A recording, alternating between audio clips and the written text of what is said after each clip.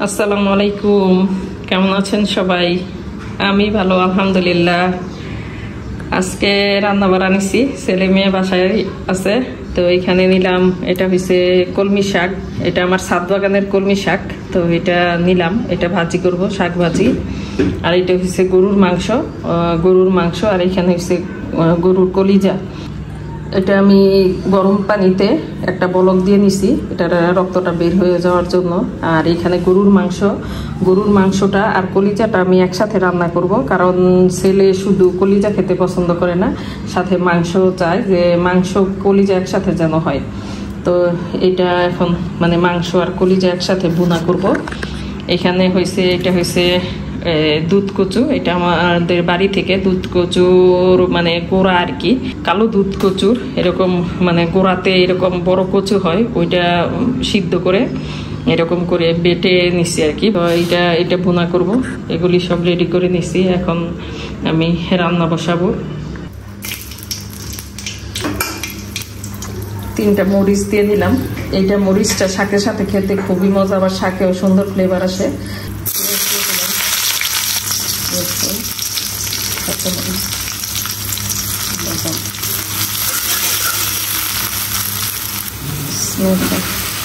শাকটা দিয়ে দিলাম।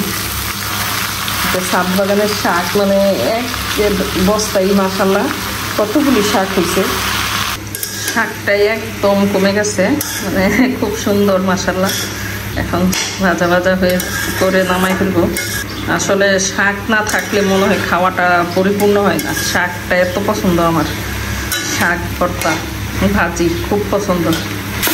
শাক ভাজিটা হয়ে গেছে, একদম ভাজা ভাজা হয়েছে। এখন এটা নামাই ফেলবো। একটা আছে পোলে রান্না করা যায়, তো পোলা থেকে আমার কাছে মনে হয় যে টুকরা বেশি ভালো লাগে, এই জন্য আমি টুকরা করে করি। এটা শুটকি দিয়ে অনেক মজা। পরবর্তীতে হইলে আবার ইনশাল্লাহ শুটকি দিয়ে করব। মাংসটা দিয়ে দিলাম। এটাতে একটু তেল বেশি, কারণ যেহেতু এটাতে আমি কলিজা দিব, তো কলিজাতে একটু মানে তেল বেশি, তেল থাকলে আর কি, কলিজা ভুনা করলে ওটার মধ্যে তেল থাকলে খেতে বেশি মজা হয়, শুধু শুধু কলিজা মজা লাগে না। তো এই জন্য একটু তেল আছে এখানে মাংসতে। এটা আমি আগে কষাই নিব। আমি সবসময় হাতে মেখে বসাই, কিন্তু এটা যেহেতু কলিজা দিব তো এটা আমি মেখে বসাই নেই। এটা এখন আমি ভুনা করে তারপরে একদম কলিজা দিয়ে দিব। এটা কচুর জন্য মশলা কষাই নিছি। এখন এটা এই যে কচুটা টেনে দিচ্ছি।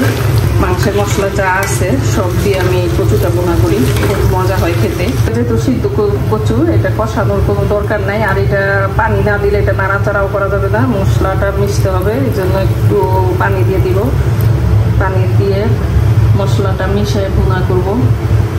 এই চুলায় গরুর মাংসটা ভুনা হইতেছে।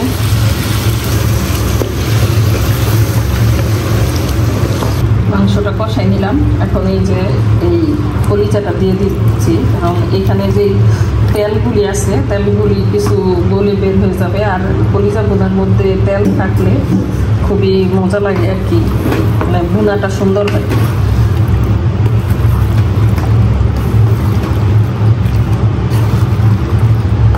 অল্প কিছু মাংস কলিজা মিলানো। জিরা গুঁড়া দিয়ে দিলাম।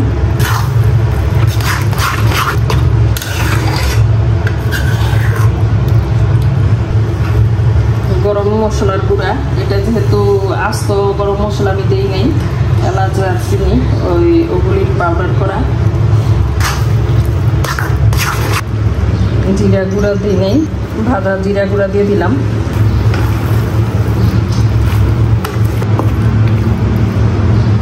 এখন অল্প একটু গরম পানি দিয়ে দিব। ভুনাটা হয়ে গেছে, এটা এখন নামাই নিব। আসলে এত গরম মনে হয় না যে রান্না বাড়া করি। রান্না বাড়া না করে যদি খাওয়া হইতো। চুলায় দুধ বসাইলাম। এখন ছেলে মেয়ে যদি মনে করে যে এটা দিয়ে সেমাই খাবে, কি লাচ্ছা সেমাই খাবে, কি সেমাই খাবে, আর যদি মনে করে যে পুডিং খাবে, তো যেটা বলে ওইটাই করবো। এখন এটা আমি শুকাইতেছি জালে। এই যে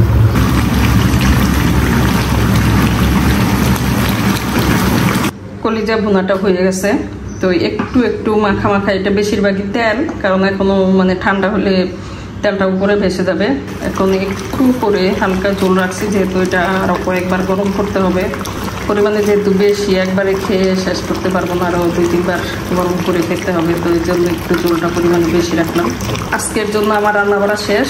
এই গরমের মধ্যে মানে কতটা অসহনীয় গরম, এই গরমের মধ্যে মানে এত বিরক্ত লাগতেছে। তারপরেও রান্না বাড়া করতে হবে, খাওয়া খেতে যখন হবে। তো আলহামদুলিল্লাহ রান্না বাড়া শেষ।